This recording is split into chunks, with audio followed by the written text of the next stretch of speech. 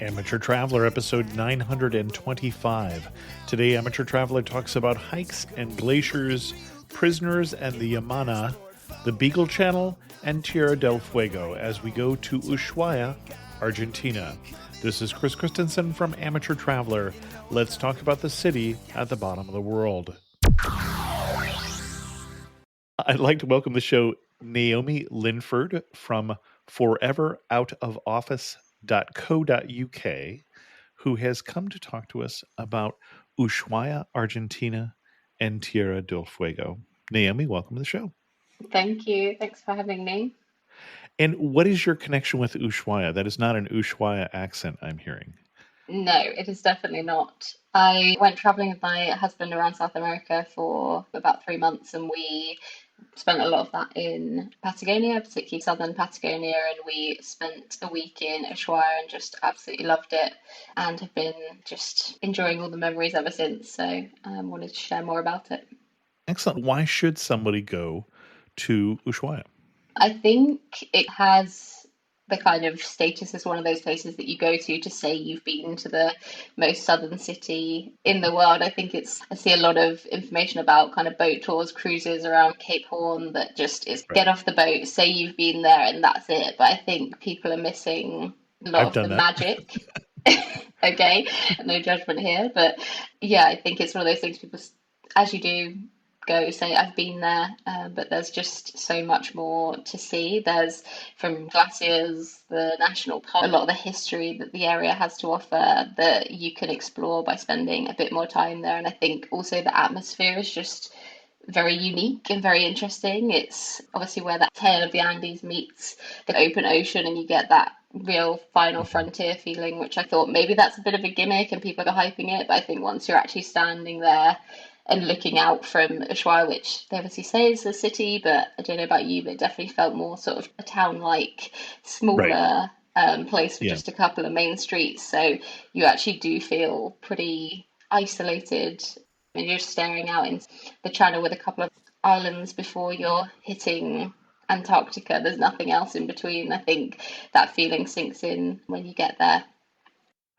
I also think, having just been there in the cruise, you cruise in, and I was struck that I thought it was the prettiest city we saw on that whole cruise.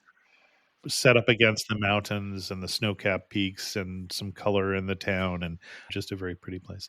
I noticed the motto of Ushuaia is Ushuaia, fin del mundo, principio di todo. Ushuaia, end of the world, beginning of everything, which I thought was wonderful. Yeah, exactly. And I'm glad you pronounced that because I definitely can't.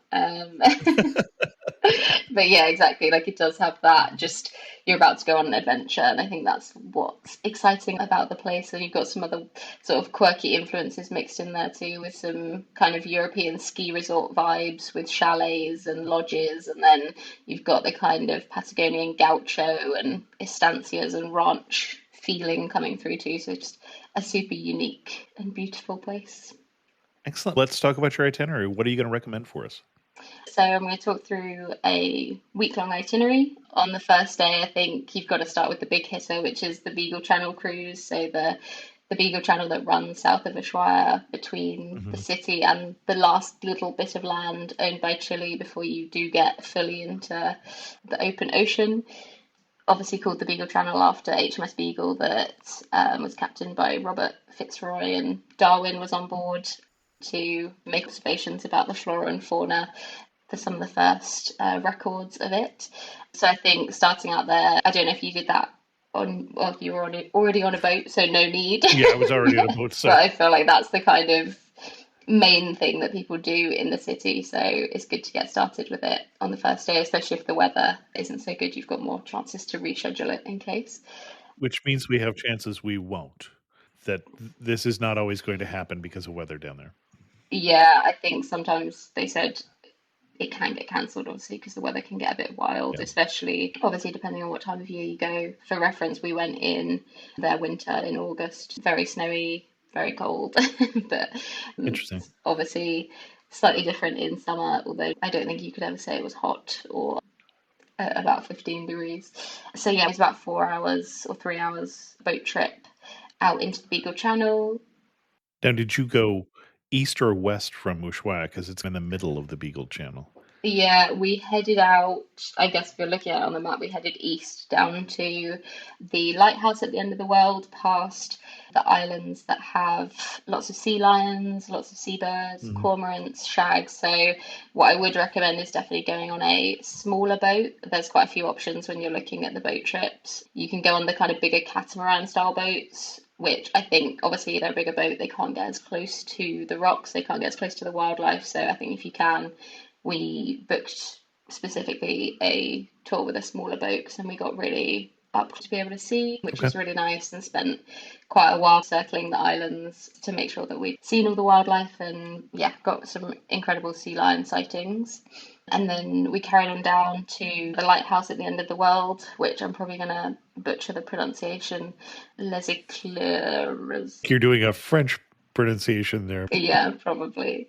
But yeah, I think it's built in the early 1900s as obviously to protect ships from hitting the rocks as they started to make more voyages into the bay. Basically do a loop around that and then start heading back towards Ushuaia. And we then, part of our tour was mini trekking. So we got off at, it's called Bridges Island, which is more opposite Ushuaia. So you're off on this island, you get some incredible views looking back towards Ushuaia and the mountains. You get this gorgeous postcard picture view of Ushuaia set against the mountains. And it's really nice to just have a bit of a walk and learn as well a bit more about the indigenous people, the Yamana people. So our guide on the boat talked to us a bit more about the history of them and also about the flora and fauna. Some of the plants on the island that we were on get all their, they survive the harsh climate by trapping warm air under their leaves. And if, I think they're super slow growing, she said if we tread on them, they take, I don't know, like 100 years to grow back to how they Oh my were. So we gosh. were stepping very carefully, thinking we're going to kill off the whole species. But yeah, so it was a really good trip, and I think a great introduction. And I was going to say that your French sounding lighthouse name is a French name, which is why it sounds that way. I don't know why. I was looking for why there's a French sounding lighthouse name at the end of the world there in a very Spanish speaking country, but I did not find out why. I know, I think it's just because a lot of the explorers around that time were French coming through, so I don't know if it was one of Must have their been, yeah.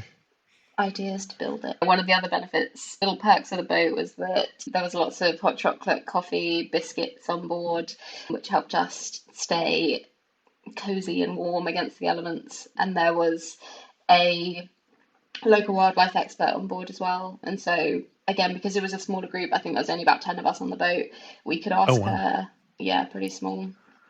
We could ask her kind of all our questions that we had and get all the answers. So, definitely, if you can, book on a smaller boat. And then were you getting information in a language that you understand then? Was this an English speaking tour or is your Spanish better than mine or No, definitely. It was fully English speaking.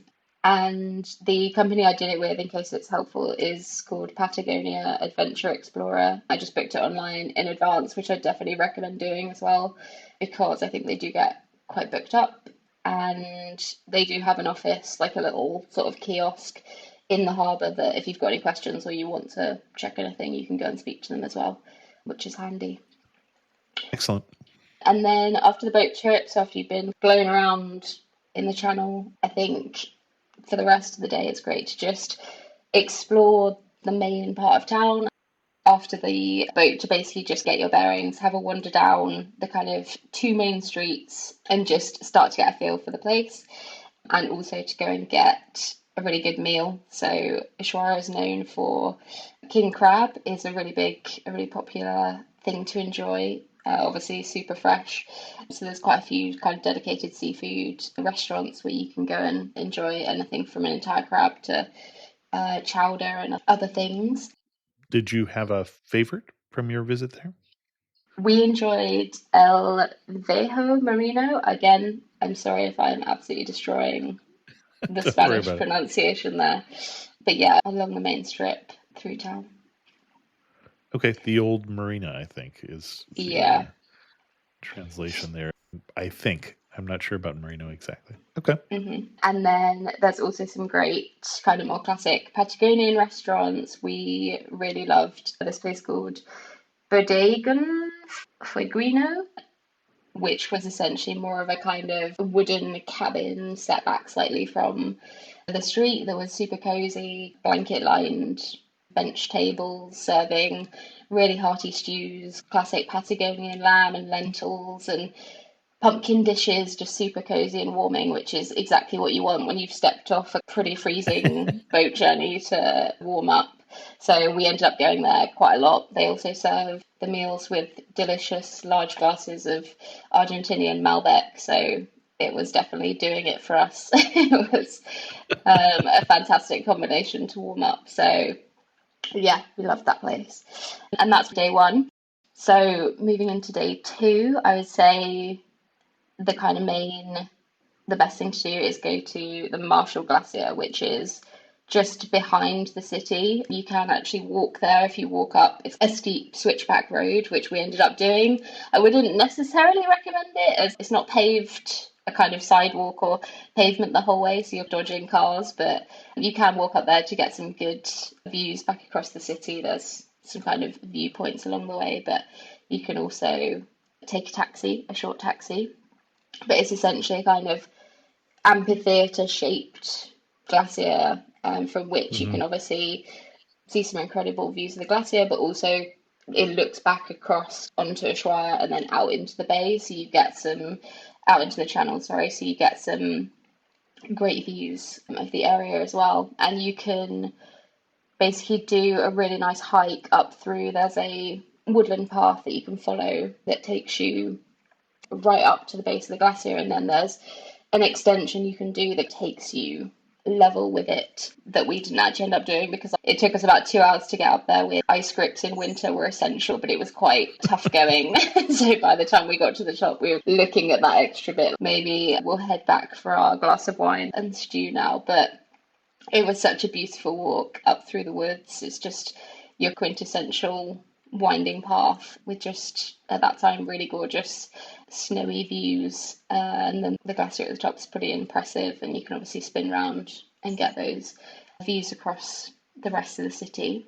But it's just quite a nice one because I feel like a lot of glacier trekking or getting closer to glaciers in other parts of the world, you need a guide or it's more complicated to get there or more difficult. This just feels really accessible, and it's just a fulfilling thing to be able to get up there yourself and explore it a bit. And there's a shop there that you can rent walking poles, hiking poles, and ice grips that just fit over your shoes so that you're kitted out ready to get up. Because there is no way in winter you would be getting up there without them. You'd just be sliding straight back down. Say I was there in summer, my brief visit, and Hmm. we're still talking about snow-capped peaks. And obviously the Yes, glacier would still be a glacier in summertime. definitely. So it's not like summer is infinitely different from winter from that point of No, view. yeah, basically, Uh, if in doubt, you'll need ice grips for yeah. wherever you're going. Up in that area, there's also a very cute tea shop. I think it's called La Cabana Tea Shop or Tea Room, which again is another quite a cozy little spot where you can obviously have a cup of tea, have some cake, have some lunch. So we enjoyed a nice stop up there as well after we'd taken the hike up to the glacier.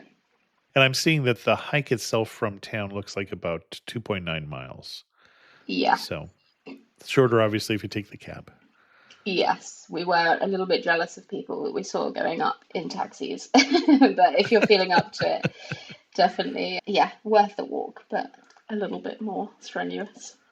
And then also, sorry, just I'm sticking to one main thing each day because we were finding that we were just wiped out a bit by once you're trekking through the snow for a while, it's just relaxing in the afternoon and Hmm. chilling. So hopefully that's okay. That's fine. Okay.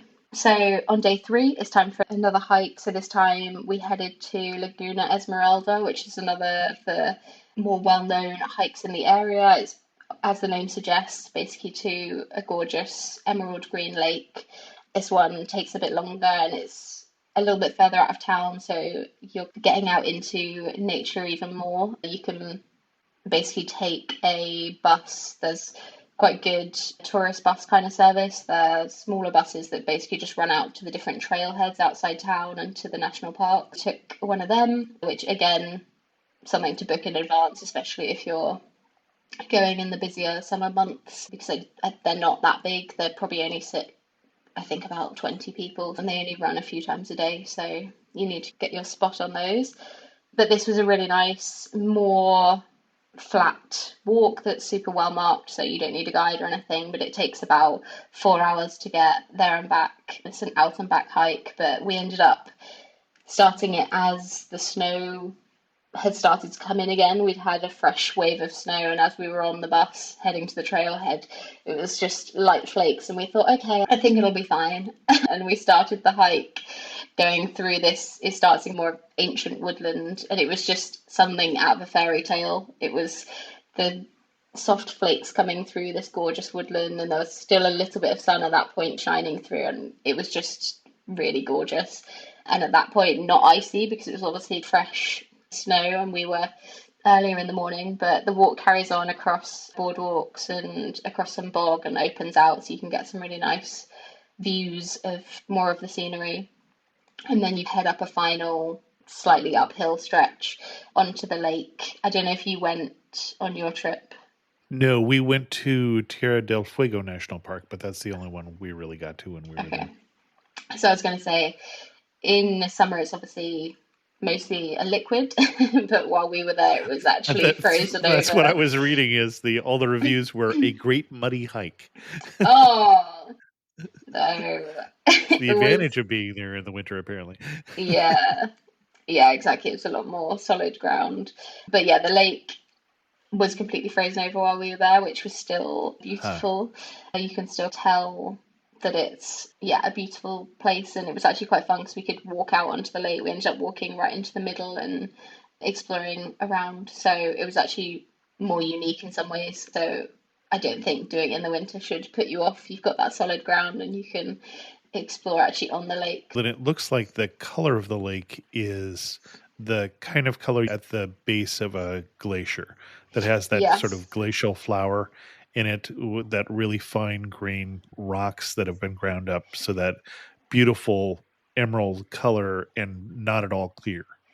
Yeah, exactly. Like cloudy, but the Exactly. lighter rocks are making it more blue and green. Yeah, absolutely Yeah. stunning. Obviously, you'll get the full color if you're there If it's not in frozen. some, Yeah. yes, exactly, when it's still a liquid. But yeah, it was still a really beautiful hike with great views. We stopped when we got there to have a packed lunch. It's obviously worth noting, basically outside of the city centre, there is almost no facilities, no restaurants, no cafes.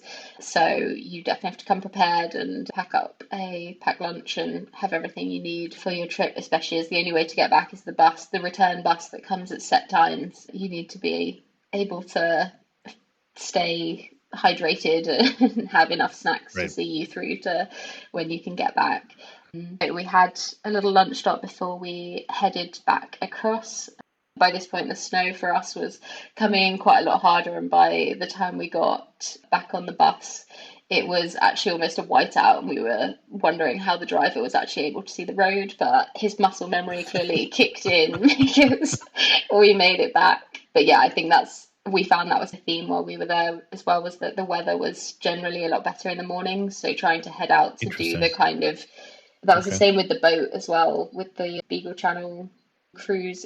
From what our guide had said, the wind and more weather systems, I think, blow in towards the afternoon. So we tended Interesting. to do our kind of bigger trip, get out earlier in the day and do that before it changed. So yeah, that was another obviously more full on day. So we took the rest of the afternoon to get some food. We also had quite a few favourite cafes in town. There's a real coffee and cake culture, which we're not complaining about. Definitely. Coffee cake and trekking tend to go together, I think. Yes, which was great. One of our favourites was called Anna and Juana. They had two cafes in the centre of Ushuaia, which were just really cozy, really cute, run by really lovely people. And so we tend to find ourselves recuperating and after being stuck in the snow for a few hours there and having a nice large slice of cake and coffee. Another really good treat was, I don't know if you've had, I don't know how universal this is, submarinos, the drink. No. So a couple of cafes. I think it's more of a South American or Argentinian thing. It's just a a glass of hot milk that you then get literally a dark chocolate submarine, and you submerge it in the milk until it melts and stir it around to just create a delicious hot chocolate milk. Oh, so it's like a hot chocolate ball. I've had those before where Yes, you're yeah, okay. but Okay. more actual submarine. For some reason, they enjoy the novelty of it being an actual submarine shaped piece of chocolate. We Okay. definitely Okay. had a few of those as well coming back in off the hikes. Konnichiwa, I'm Yuki, a tour leader with Explore. Who knew that hidden among Tokyo's towering skyscrapers was a peaceful tea house surrounded by ancient trees and serene ponds? Actually, I knew. It was my mother's secret sanctuary. Not everyone knows about Tokyo's Hamarikyu Gardens. ありがとうございます. But you will if you explore. Search exploreworldwide.com and don't just travel, explore.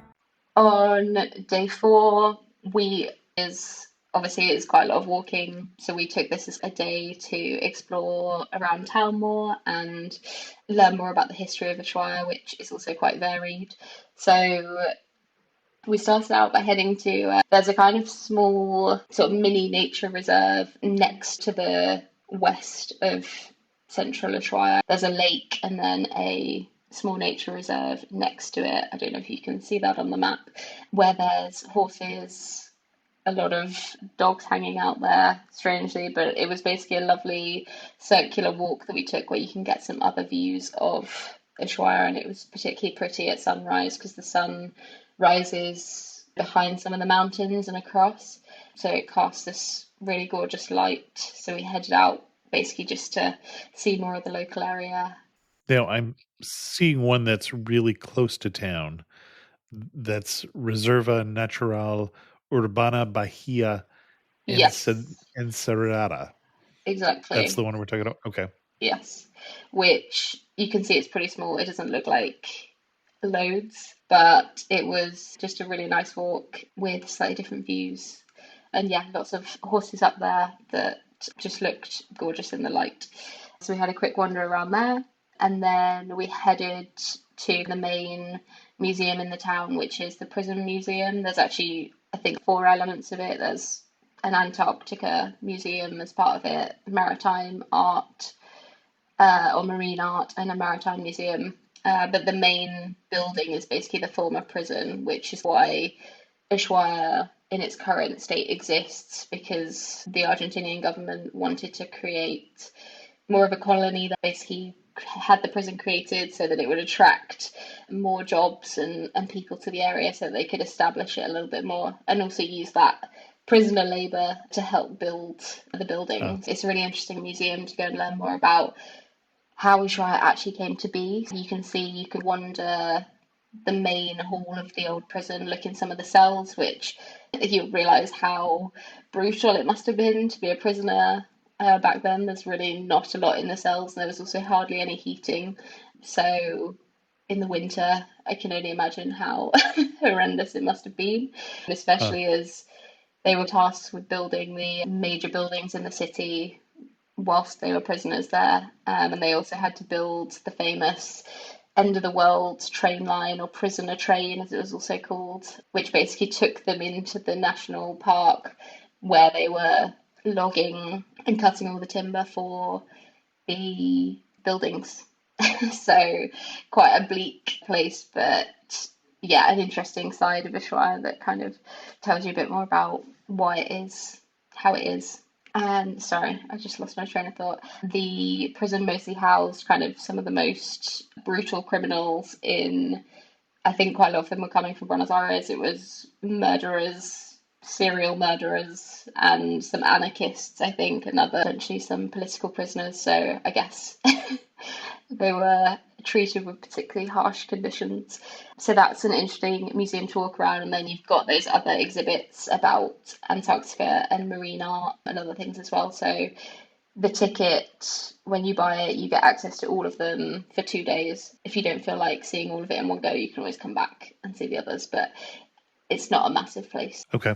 So that's to all of the different museums, the Maritime Museum, the Prison Museum, and the Also the museum at the end of the world, or? The Prison Museum, the Marine Art, the Maritime Museum, and the Antarctic Museum. So, like, the Antarctic Museum has like a lot of models of ships that that various explorers have taken to Okay. Antarctica.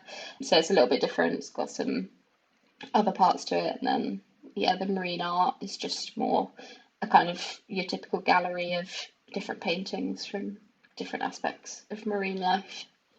Got it. And then there's also in the centre of town a couple of other museums. There's one that's we didn't end up going in there, but it's obviously another option. It was more about the indigenous people and the kind of wildlife of the area. It had more models, and it was more of a you walk around this exhibit where it takes you through the story of the area through lots of sculptures and models and things.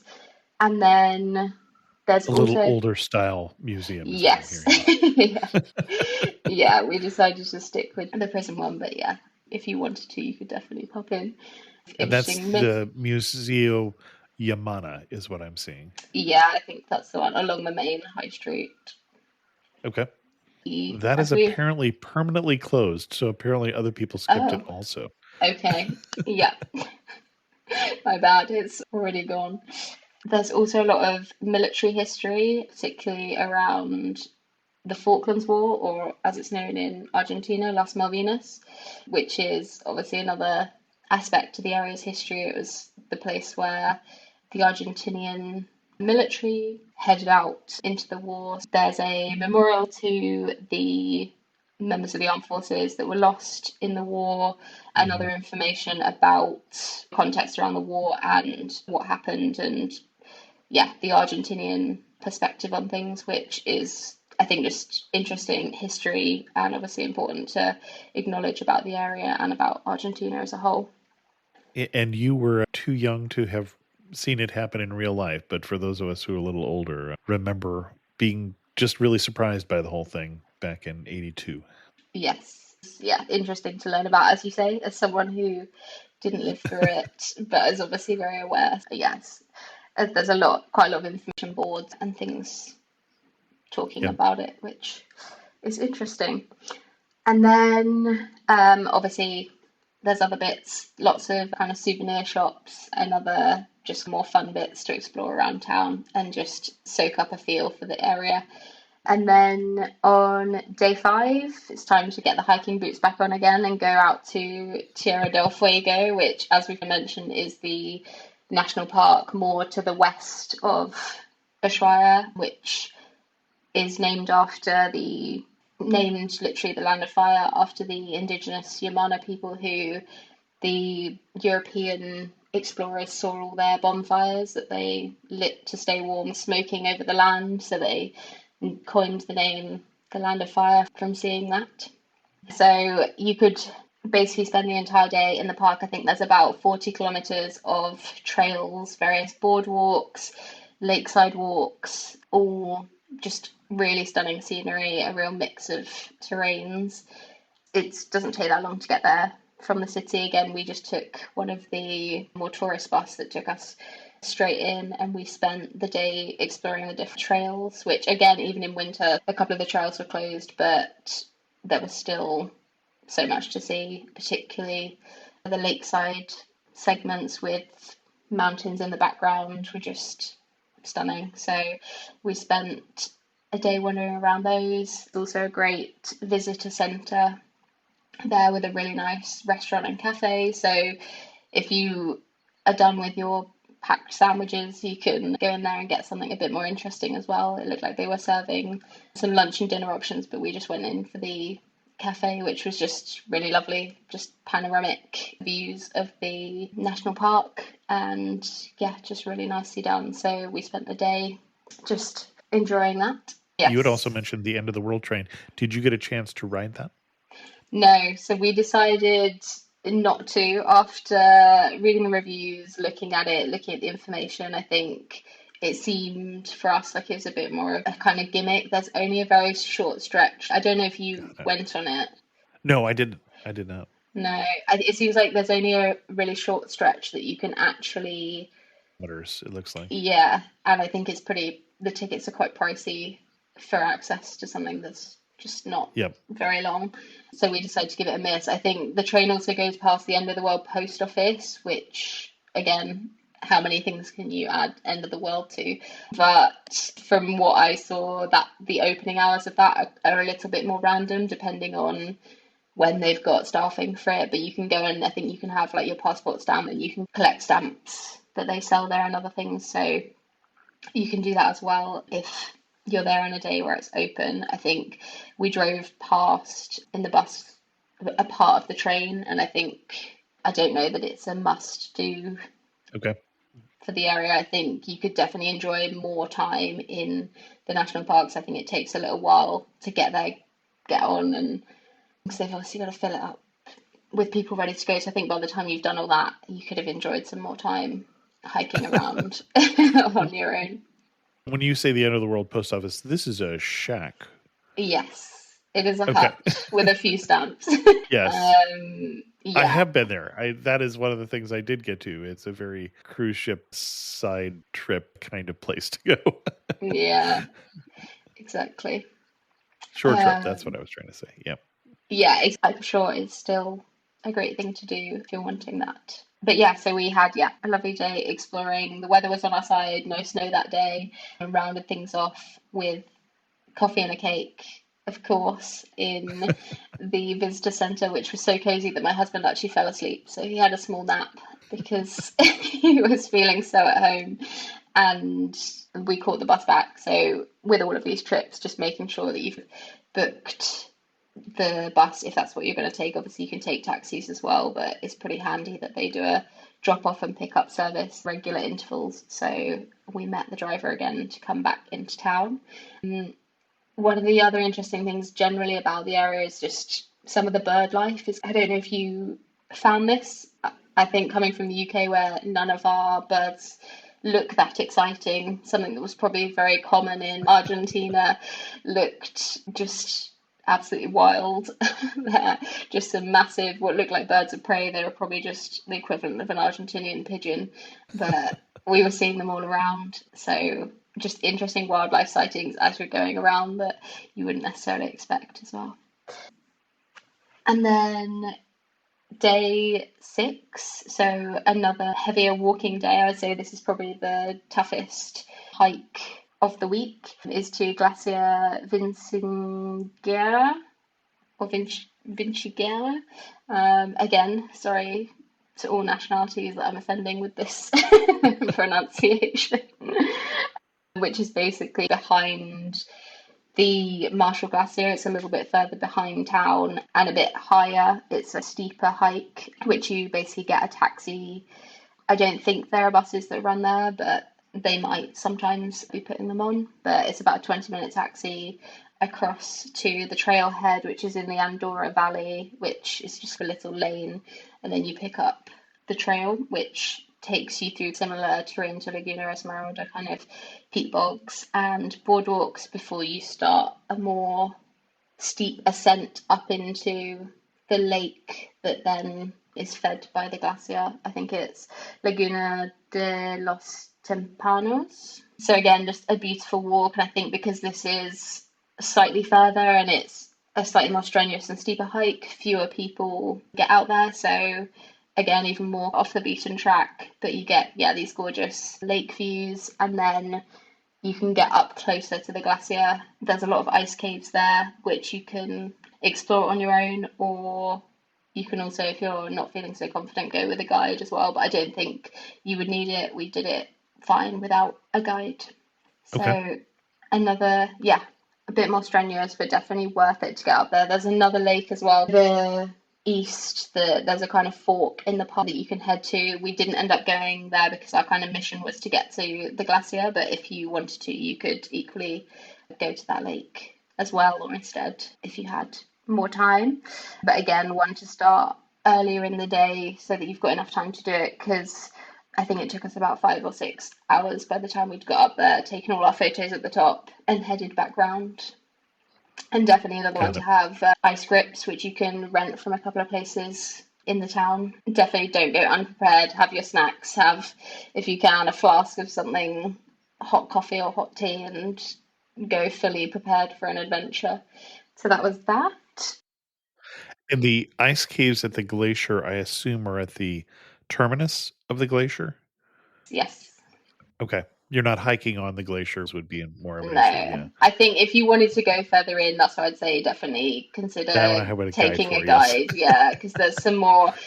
Yeah, we were slightly nervous as well, so we stayed closer to the edge of it. But from what we'd seen, people were going much further in. But yeah, I'd only do that with a guide because yeah, you just don't know if you're about to drop through Yeah. some thinner ice. Yeah, definitely one to be careful on for sure. And then on your final day, I'll give two options. Obviously, we were there in winter, so we ended up going to the ski resort, which is Sorocasta, which again is pretty close to town. I think it was probably about a 10-15 minute drive, maybe slightly more, which is just quite a cool thing to be able to do. Obviously, when there's no skiing in August in the Northern Hemisphere, you can be skiing in August in Argentina. So it's not a massive set of ski runs, but there's a few really nice runs coming down off the mountain. So we spent a few hours there just finding our ski legs again and just enjoying the routes that they have. And there's a bit of a resort feel there and more of a kind of ski village with some different bars and different restaurants. It's a little bit of a hub, which was quite a nice way to end the week, to do a bit of skiing and just sit back and relax in some of these bars and restaurants and just soak up the last of the views. But I think if you weren't there in winter, quite a cool thing that we saw was a 4x4 trip you can do to a couple of the bigger lakes that are higher in the mountains, Okay. Lago Escondido and Lago Fagno. And that sounded pretty good as well was that they offer a Patagonian barbecue lunch with it. So you go off, do the 4x4, and then they pull up somewhere, I presume, cook a whole range of Patagonian lamb and meats, and you feast on that before heading back. So I think if we go back in summer, we'll definitely be doing that. But yeah, the skiing was great. And also, Argentinian barbecue is something to be appreciated. So definitely don't want to miss out. Yeah, that's the other thing. I think, obviously, I mentioned the stews and things, but the real star of the show is the lamb that they cook over an open flame. I don't know if you saw that while you were there. They often have it positioned in windows so you can see them just rotating around the fire, which is quite a sight the first time you see it, and then you try it, and it is, yeah. If you like lamb, it's absolutely delicious. So definitely one to have as well. But yeah, Saracasta as a ski resort is a lot more affordable as well than European resorts. So if you're used to skiing, I would assume the same in North America. So it's quite a nice way to get your skiing fill without breaking the bank as well. Any place in Argentina right now, just because of the issues they've had with their currency, it is a very affordable country and a beautiful country, top to bottom. Definitely. But yeah, that finishes my itinerary. Excellent. Before we get to some of our wrap-up questions, anything else we need to know before we head down here to Tierra del Fuego? I think obviously you've touched on the money, which is, I think, good to bear in mind. I was going to say about, I don't know if you want to get into that, I was going to say about the blue rate exchange rate versus the official one. Are they still doing that? That's what I wasn't sure of. Oh, I'm not sure if it's changed. Maybe they're But not. You're talking about being able to get money on the street at a different exchange rate than you can from an ATM. Yeah. Which is not as dodgy as it sounds like. No, very acceptable where they are. But yeah. Okay, no, we won't get that. Since I've been there, so I wasn't sure if that was still a thing or not. But no, I don't think there's anything else. I've talked about transport and everything else. Excellent. One thing I wanted to clarify, because we didn't talk about it at the time, but it strikes me now as I look back at the interview. We talked about you're going to Ushuaia, Argentina, and then very quickly you got on a boat in Beagle Channel and we're talking about Chile. And of course, if you don't have a map in your mind, that just across the Beagle Channel, all of that is Chile. Yes. And so you're right in the combination of the two different countries there. So exactly. And I think they've argued. I just thought there might have been a few people who thought, why did she say Chile? She was talking about Argentina. Like, we're definitely still in Argentina. Yeah. It's just exactly. Yeah. When you look at the map, it's that extra little curve that Chile just takes the final bit of landmass. But I think it's Argentina holds on to the claim of city at the end of the world just by Although there are a little bit of towns in population. Chile that are further Yeah, south, I so know. it is a bone of contention, is my understanding. But It is. They've swung it with slightly larger population, and that's about it, I think, right. isn't it? And then obviously the other reason that a lot of people go to Ushuaia is this is one of the more popular jumping off spots for all of the Antarctic Yes, cruises. And so if you're coming in the Western Hemisphere and you're going down to Antarctica, you are probably leaving from Ushuaia. And so if you had more than a weekend, $5,000-$6,000 more per person, you might want to add on to this a trip further south. Excellent. definitely. As we get to our wrap up questions, you are standing in the prettiest spot in Ushuaia. Where are you standing and what are you looking at?